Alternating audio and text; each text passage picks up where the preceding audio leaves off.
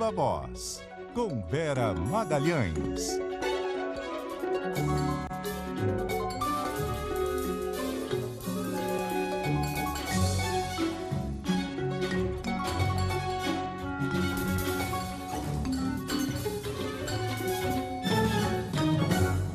Vera Magalhães, tudo bem? Boa noite. Oi, boa noite, Débora, Carol, ouvintes. Mais emocionante que o Oscar, essa apuração do Carnaval de São Paulo. Eu aqui só colando do Leonardo Dai, o pessoal nos grupos estava atrasado, mas como a gente tem a planilha e a rapidez do Dai, eu informava para eles todas as viradas do Carnaval. Impressionante. Muito bom, a gente vai fazer uma pequena pausa aqui no assunto Carnaval, mas daqui a pouquinho a gente volta. A gente está com a Angelina Basílio falando ali na TV Globo. A gente consegue colocar um trechinho, por favor? Angelina Basílio, que é presidente da Rosas de Ouro. Alô, comissão de Carnaval. Alô, meus diretores, baianas, bateria, tamo junto! Presidente, eu vi a senhora ali com lágrimas nos olhos antes do quesito evolução. Naquele momento que passava no coração da senhora. E porque o quesito evolução, a gente sabia que ele ia ser decisivo. E como foi o último quesito, obrigada, como foi o último quesito a ser julgado, você imagina o coração, a ansiedade, evolução foi o último. Sabia que a gente fez uma boa evolução. Uma boa evolução, porque a Rosa de Ouro não teve problema nenhum durante o cortejo, durante o desfile. Parabéns pela vitória. Angelina Basílio, presidente da Rosas de Ouro, escola campeã do Carnaval de São Paulo. Daqui a pouquinho a gente volta com mais informações. A gente volta diretamente da quadra. Vamos voltar aqui para os nossos assuntos, né, Vera? Porque tem muita coisa rolando. Noticiário internacional muito quente, noticiário nacional também. Vamos começar com reportagem. O Leonardo Dai precisa trazer uma informação importante ainda sobre Carnaval. Vamos lá, Dai. Porque eu coloquei uma nota errada aqui que mudou muita coisa lá embaixo. Então, só pra gente corrigir uma informação muito importante, a Tucuruvi foi rebaixada junto com a Mancha Verde. Barroca Zona Sul escapou. Tinha ouvido aqui 9.9 para Tucuruvi, foi 9.8 a última nota, isso mudou o rebaixamento. Então, Acadêmicos do Tucuruvi e Mancha Verde caem, a Barroca Zona Sul fica, já tá até rolando festa na quadra, tô vendo agora aqui as imagens, porque foi no sufoco, mas a Barroca ficou. Tá certo, Dai, obrigada. Agora sim, 6 horas e 19 minutos agora. Juliana Prado tem informações ao vivo pra gente sobre o tarifaço imposto pelo presidente dos Estados Unidos, Donald Trump. Boa noite, Juliana. Boa noite, Débora, Vera, Carol e ouvintes do Viva Voz. O Canadá, o México e a China decidiram taxar os produtos norte-americanos em retaliação às tarifas impostas pelo presidente Donald Trump, que entraram em vigor nesta terça-feira. O primeiro-ministro do Canadá, Justin Trudeau, fez um duro pronunciamento para anunciar que o Canadá também vai taxar os Estados Unidos em 25% em produtos como carnes, legumes, laticínios, eletrônicos e até aviões. Trudeau elevou o tom e justificou aos americanos que não gostaria de prejudicar o país, mas que ele não teve outra escolha. Ele culpou diretamente Donald Trump. A tradução simultânea é de Laura Mortara, da Globo News. Não queremos isso. Queremos trabalhar com vocês como amigos e aliados e não queremos ver vocês sofrendo também. Mas o seu governo escolheu fazer isso com vocês. E a partir desta manhã, aqui a inflação deve aumentar drasticamente em todo o seu país. Seu governo escolheu colocar os empregos americanos em risco. Escolheram lançar uma guerra de comércio que vai afetar, em primeiro lugar, as famílias americanas. Escolheram sabotar sua própria agenda, que deveria ter uma nova era de ouro para os Estados Unidos. Além dessas tarifas, Trudeau disse que o seu governo vai apresentar contestações à Organização Mundial do Comércio porque existe um acordo de livre comércio entre os Estados Unidos, o México e o Canadá. O primeiro-ministro também criticou o pretexto usado pelos Estados Unidos para a aplicação das tarifas. Segundo Trump, o Canadá não faz um controle rígido na fronteira com os Estados Unidos e, por causa disso, o fentanil, que é um opioide fortíssimo e viciante, entra com facilidade no país. O premier do Canadá chamou a justificativa qualificativa de mentirosa e diz que o país já adotou várias medidas para combater o comércio de fentanil e que a verdadeira intenção de Trump é ver um colapso total na economia canadense para poder anexar o país. Justin Trudeau também mandou um recado direto para Donald Trump. Ele disse que a decisão de iniciar uma guerra comercial com países aliados é uma burrice do presidente dos Estados Unidos. Agora eu quero falar diretamente a um americano específico. Donald. Ao longo de 8 anos, você e eu trabalhamos juntos. Fizemos coisas grandes, assinamos um acordo histórico que criou crescimento e empregos recordes em ambos os países.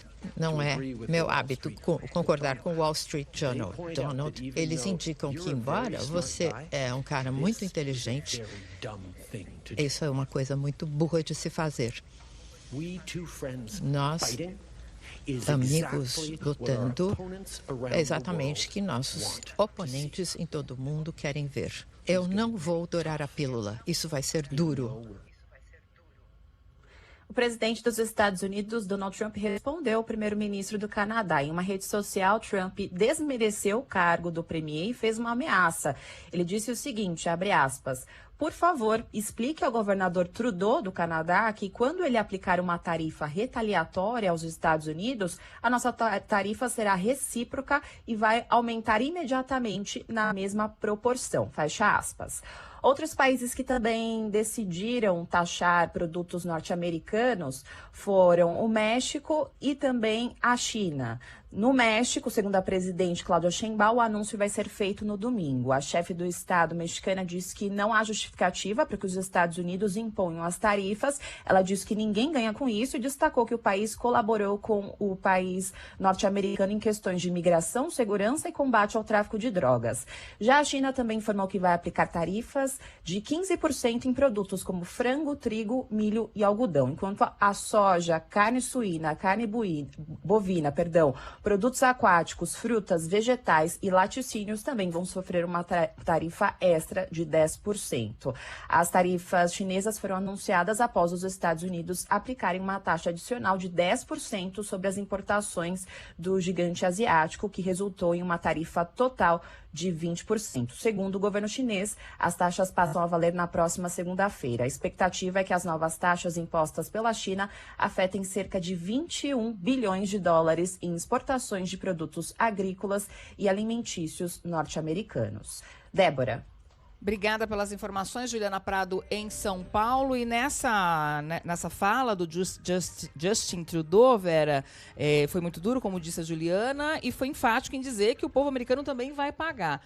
Aqui no Brasil, nós não temos um impacto tão direto, mas o governo também está de olho nesses desdobramentos. Certamente a gente vai ter algum impacto indireto, e isso se o Donald Trump não resolver anunciar alguma tarifa específica para produtos brasileiros também, Débora. Tem toda a razão o primeiro-ministro canadense, isso vai reverter em inflação nos Estados Unidos, inevitavelmente. Os mercados reagiram muito mal a essa troca aí de tarifas e guerra comercial deflagrada e aberta e com consequências ainda impossíveis da gente calcular, ações despencando nessa terça-feira e com certeza ainda vai haver outros desdobramentos, porque o tipo de retórica e de ação que o Trump implementou nesse seu segundo mandato é o de não ver limites, ele vai escalando a cada reação. Então a gente tem que ver como é que vai ser daqui para frente, mas mundo em tensão por conta dos Estados Unidos. Muito bem, a gente tem mais assunto para tratar, mas antes a gente vai fazer um intervalo. Você fica com as notícias da sua cidade e na sequência tem o Repórter CBN. Estamos de volta aqui com Viva Voz, agora para falar sobre a taxação das Big Techs, porque o governo disse que vai tentar aprovar essa taxação no Congresso. O ministro das Comunicações deu essa declaração. Vamos até Brasília com a Samantha Klein, que tem os detalhes. Oi, Samantha, boa noite. Oi, Carol, boa noite. Olha, o ministro das Comunicações, Juscelino Filho, afirmou que o governo federal quer aprovar ainda neste ano a taxação das Big Techs, empresas de tecnologia. A medida precisa do aval do Congresso e, conforme o ministro, a ideia é trabalhar para aprovar as regras ainda neste ano, já que o debate acabou ficando de lado no ano passado. A proposta é criar uma taxa específica para empresas de tecnologia que atuam no Brasil, como Google, Meta e Amazon, e o objetivo é aumentar a arrecadação além de promover mais investimentos na infraestrutura tecnológica do país. O ministro Juscelino Filho participou hoje do Congresso Mundial de Telefonia Móvel na Espanha e confirmou que a taxação das Big Tech será uma das prioridades do governo na volta dos trabalhos após o Carnaval. Ainda segundo o ministro, a ideia é trazer as empresas também para dentro do debate sobre a inclusão digital no Brasil. E não avançou ano passado mesmo por falta de espaço na agenda. Todos vocês acompanharam a agenda do governo no Congresso ano passado e muito tempo e esforço foi dedicado à reforma tributária, mas de fato que esse tema já foi retomado esse ano e eles têm colocado que vai estar dentro da agenda prioritária que o governo vai estar tratando no Congresso. Vários países têm avançado nessa linha. A gente compreende que o Brasil é um dos principais mercados do mundo para essas grandes empresas de tecnologia e da mesma forma que a gente tem dialogado com elas, inclusive, e explicado o quanto é importante também elas contribuírem com o Brasil. O governo também tem que trabalhar a articulação política para aprovar essa medida depois do Carnaval, já com a participação da nova ministra das Relações Institucionais, Gleisi Hoffmann, que deve ser nomeada no dia 10. O Planalto pode encontrar algumas dificuldades na tramitação da proposta, já que o lobby das Big Techs para escapar da taxação é grande e não é de hoje. Segundo o ministro Juscelino Filho, a proposta é concentrar os esforços e os pontos de resistência para buscar um texto de maior consenso entre os parlamentares. Com vocês. Obrigada, Samantha. Ô Vera, esse debate acontece no mundo, né? Tem uma estimativa até da OCDE de que essa taxação de Big Techs no mundo poderia gerar entre 17 e 32 bilhões de dólares. Aqui no Brasil poderia ser um reforço de caixa bem-vindo nesse momento em que enfrentamos desafios fiscais, né? Totalmente, Carol. Talvez uma das últimas margens que o governo tenha para aumentar a arrecadação. Já tentou e já conseguiu aumentar a receita em várias frentes, diminuindo brechas para elisão fiscal, para vários tipos de fundos e outras aplicações que não eram taxados. Tem aí uma ideia de taxar super ricos que é mais complexa e mais difícil de passar, mas mesmo essa vai enfrentar um lobby contrário no Congresso. A gente sabe que as Big Techs são muito articuladas, conseguiram evitar a votação do projeto que tentava responsabilizá-las por conteúdos. Esse vai em outra frente, vai na frente fiscal e tributária, mas certamente também vão atuar no parlamento para evitar que isso passe, para evitar que seja discutido, para tentar enrolar, deixar o projeto tramitando ali sem que nunca seja votado. Vai ser uma tarefa para o ministro Fernando Haddad implementar essa taxação. Aí ele deverá contar com o apoio da esquerda, que foi contrária a outras medidas dele lá no outro lado, né, no lado do corte, mas que dessa vez deve jogar a seu favor. Mais difícil vai ser convencer aquela parte da base do Lula que é formada por partidos de centro, os partidos do centrão, que são mais permeáveis a esse lobby das grandes empresas de tecnologia. A gente continua em Brasília, meninas, é isso? Sim, porque a Isa Staciarini tem mais informações sobre a disputa que se abriu com Gleisi Hoffmann assumindo um ministério. A articulação política assume dia 10, né? Abriu-se uma outra disputa que foi justamente na presidência do PT. Ela que estava na presidência do partido desde 2019. Quem são os cotados, Vera? Pois tem vários deles. Aliás, tudo indica que o Edinho Silva vai conseguir, no final, ser candidato único. Mas ainda tinha outras candidaturas postas. A ida da Gleisi para o governo pode acabar abrindo espaço para que não haja uma disputa, mas a Isa Staciarini vai nos esclarecer como é que está essa situação. Diga lá, Isa, boa noite para você. Vera, muito boa noite a você, a Débora, a Carol e aos ouvintes. A escolha aí de Gleisi Hoffmann como ministra da Articulação Política acabou antecipando os planos do PT para definir o próximo presidente do partido. A eleição oficial só acontece dia 6 de julho, mas até lá o PT precisa definir um nome para o mandato tampão, já que Gleisi, como ministra, não pode continuar como presidente. A disputa pelo comando provisório envolve 2 nomes. O do líder do governo na Câmara, o deputado José Guimarães, que chegou a ser cotado como ministro, e o senador Humberto Costa. Só que essa articulação de agora para o mandato tampão envolve uma estratégia muito maior que mira a escolha oficial do próximo presidente em julho. Isso porque, internamente, a ida de Gleisi para o governo abriria o caminho para o prefeito de Araraquara, Edinho Silva, assumir o comando do PT. Apesar de Edinho ser o principal cotado para o cargo, uma ala predominante do PT resiste a ele. Por isso, a estratégia desse grupo, que é majoritário, envolve escolher agora o senador Humberto Costa, que tem um perfil mais conciliador para esse mandato tampão, para que ele possa ser um candidato concorrente a Edinho. Só que outra ala dentro do PT, que negocia a presidência de Edinho, defende o nome de José Guimarães.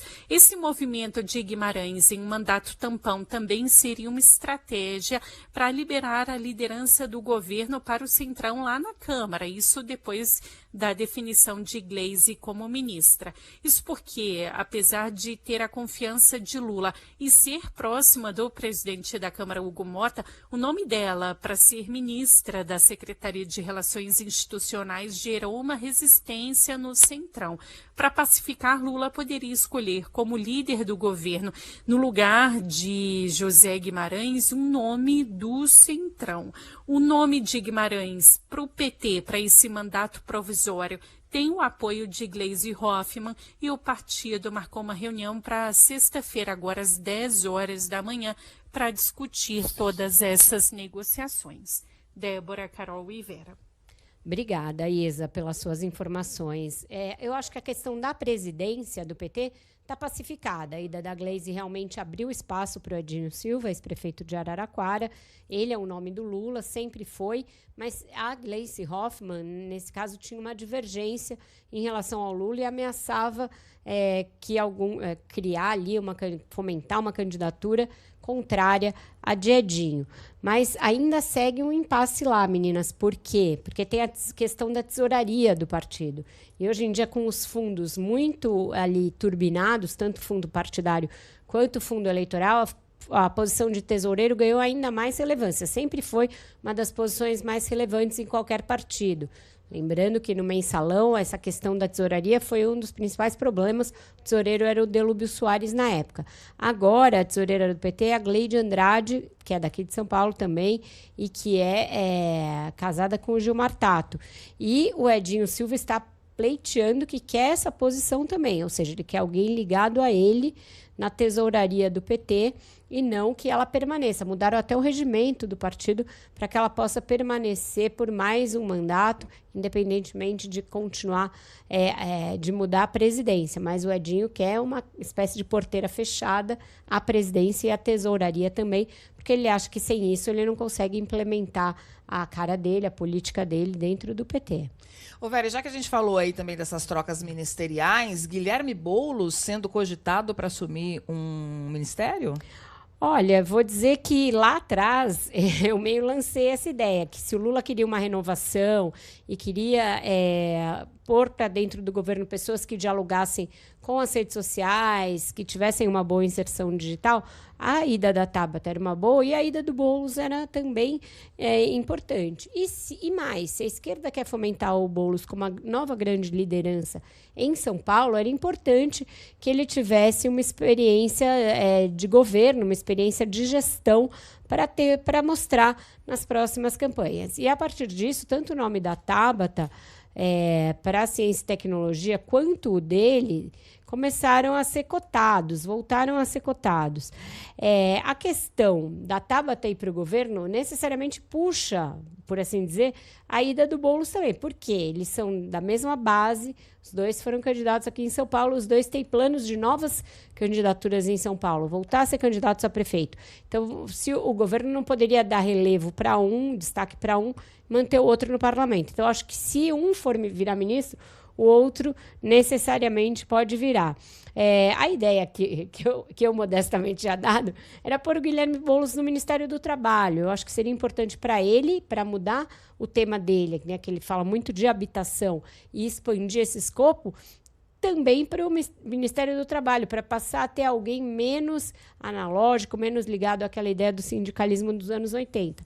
Mas não é isso que parece que está em cogitação. O que estaria em cogitação era a ideia dele ir para o Planalto e aí ocupar o cargo que hoje está dado ao Márcio Macedo e virar, portanto, o secretário-geral da presidência, assumindo um cargo lá dentro do Planalto, quebrando aquela exclusividade do PT dentro do Palácio. Aí ele já vai chegar ali num ambiente muito petista. A gente sabe que o PSOL é uma costela rebelde do PT, mas tem muitas divergências em relação à condição da política, sobretudo da economia. Mas isso voltou a ser ventilado e passou a ser uma possibilidade, Débora. Isso é uma pressão também. Desculpa, vai, Carol, por favor. Eu ia fazer uma pergunta aqui para a Vera. Você acha que é uma sinalização também do Lula para sua própria base, mais à esquerda, quando ele coloca a Gleice, que é uma figura tão atrelada à imagem do PT na articulação política, estuda colocar o Boulos no Ministério Palaciano, anuncia visita a acampamento do MST, e o Boulos teria também esse papel de interlocução com os movimentos sociais. É uma sinalização do Lula para a sua própria base? Ele tem feito isso, né? E acho que ele chegou à conclusão de que isso é importante. De fato, a queda dele nas pesquisas mostra uma queda também junto aos seus próprios eleitores, no Nordeste, junto às mulheres, junto ao eleitorado mais jovem, de baixa renda, baixa escolaridade, que votou nele em 2022. Mas, eu repito, esse é um eleitorado que, por mais descontente que esteja com o Lula, tende a votar nele, até porque não tem outra opção, até para evitar a volta da direita, a volta do bolsonarismo. Então, é importante você dar uma satisfação, claro, para esse eleitor. Você fez uma série de promessas que você tem, de alguma maneira, de cumprir, mas eu acho que o principal problema do Lula tem de ser olhar para aquele eleitorado que não era cativo dele, mas votou nele e que ele já perdeu, segundo as pesquisas. Eleitorado de centro, eleitorado ali dos grandes centros e os jovens empreendedores, para os quais ele não consegue falar. Então, tem que tomar cuidado, porque se começar a virar um governo muito com cara de esquerda, esse eleitor que votou na ideia de uma frente ampla, esse pode se assustar e pode refluir, pode sair de uma eleição do Lula em 2026. Então, é uma coisa que tem que ser muito bem dosada. Tá certo, vamos para um intervalo? A gente volta daqui a pouquinho com mais informações. Débora e Vera, vamos falar de Ainda Estou Aqui, esse assunto monotemático aí dos últimos dias. Todo mundo esperando, aguardando a volta para casa, né, dos nossos heróis com a estatueta do Oscar. Como é que tá aquela história, Vera, que você falou outro dia, de que o Lula estava querendo receber a equipe do filme e tal? Vai rolar? Então, evoluiu um pouquinho, Carol, porque eu tive informação do Planalto e depois confirmada pela assessoria do Walter Salles de que o convite já foi feito para que a equipe vá a Brasília e seja recebida pelo Lula, pelos ministros, e que haja uma solenidade de homenagem ao Walter, à Fernanda, ao resto do elenco, ao resto da produção, mas ainda falta marcar a data.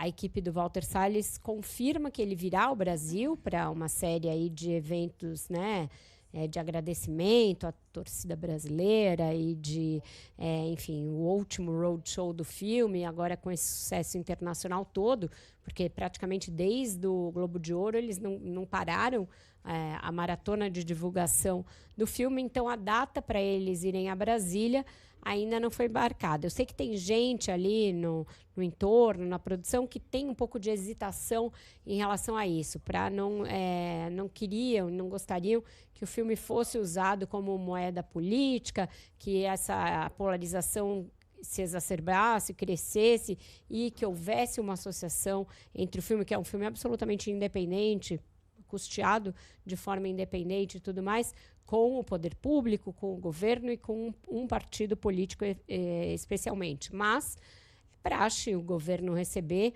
atletas e artistas que fazem grandes feitos, que conquistam grandes vitórias. Então, a tendência é que o encontro haja, mas que tenha algum tipo de cuidado para evitar uma politização excessiva, Débora.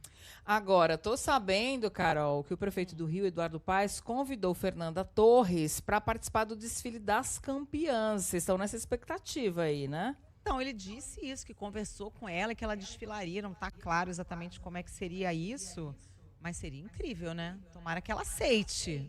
Sei. Ela sairia num carro da prefeitura, né? Não seria num carro de escola. Não seria num carro de escola, seria num carro à parte, né? Uma coisa fora ali do desfile.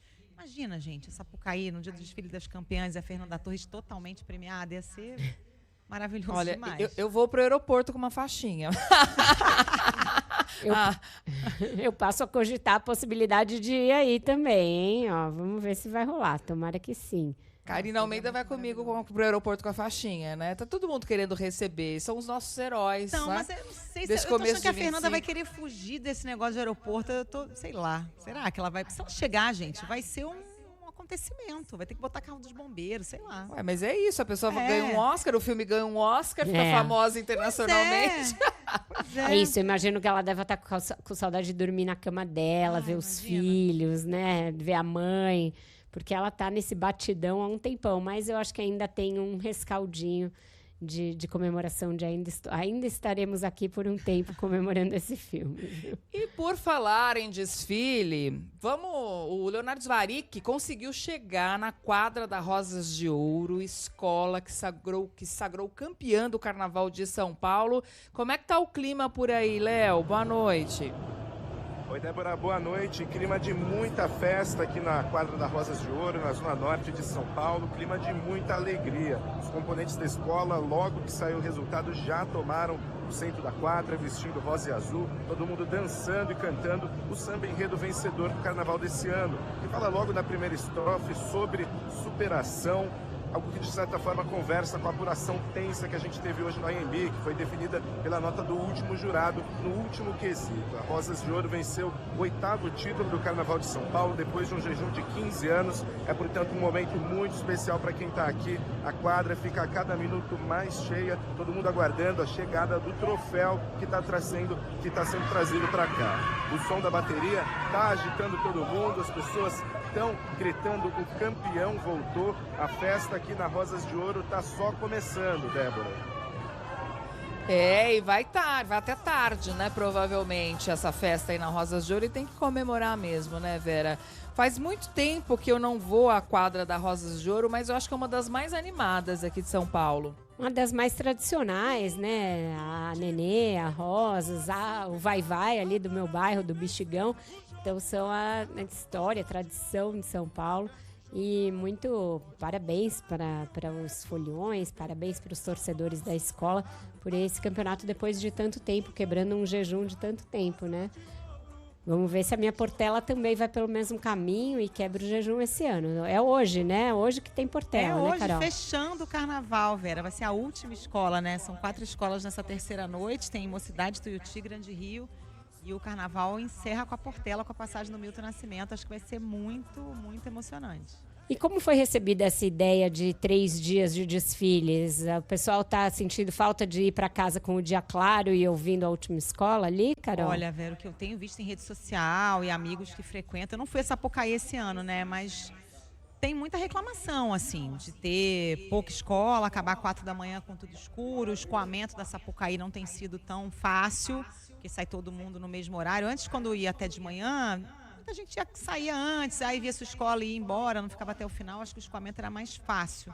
E não tem sido tão tranquilo assim com 3 noites de desfile. Tem gente reclamando do som da Sapucaí também, que o som do camarote acaba vazando e atrapalha o desfile de escola. Então, assim, tem algumas queixas em relação a esse outro modelo. Eu, pessoalmente, preferia 2 noites. Porque eu acho que a gente vai para ver escola de samba, né? Quem vai ver escola Tem de uma samba. novidade, né? Que é a roda de samba ao final dos desfiles. Pois é, mas acho meio flopada essa escola de samba, viu, Débora? Porque as Essa pessoas roda. vão lá, Roda de samba. essa roda, porque as pessoas vão lá para ver escola de samba. Roda de samba, você vê na roda de samba, né? Fora que tem gente que tá se queixando, que até queria ficar na arquibancada ali mais um pouco para esperar o fluxo melhorar e não tá podendo ficar. Tá tendo que descer. Então, assim, E eu fico pensando também que tem gente que paga, né? Tem muita gente que ganha o convite, mas tem muita gente que paga para ir. E aí você pagava e via um número maior de escolas. E agora isso diminuiu. Então tem esse aspecto também, né? eu pessoalmente preferia com 2 noites. Vamos ver se esse modelo vai se manter para os próximos anos. Bom, Carol, amanhã então tem a apuração do Rio. Amanhã tem, a partir das 3h. Vamos ver, ainda tem essa última noite de desfile, né? Eu achei bem fortes as escolas esse ano, nas 2 primeiras noites. Acho que temos aí boas candidatas ao título. Grande Rio promete vir forte hoje também. Portela sempre tradicional. Tuiuti pode surpreender, vamos ver. E despedida da Paola Oliveira hoje. Que, aliás, né? já vi Paola hoje. Fui hoje de manhã no bloco. Tem um bloco do Diogo Nogueira em Copacabana, meu país.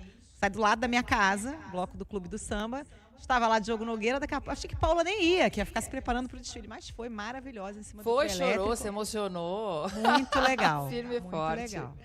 Muito bom, minha gente. Então, assim a gente encerra o Viva Voz de hoje. Muito obrigada. Até amanhã. Até Tchau, amanhã. Vera. Até amanhã, meninas. Um beijo, um ótimo fim de ponto final para vocês.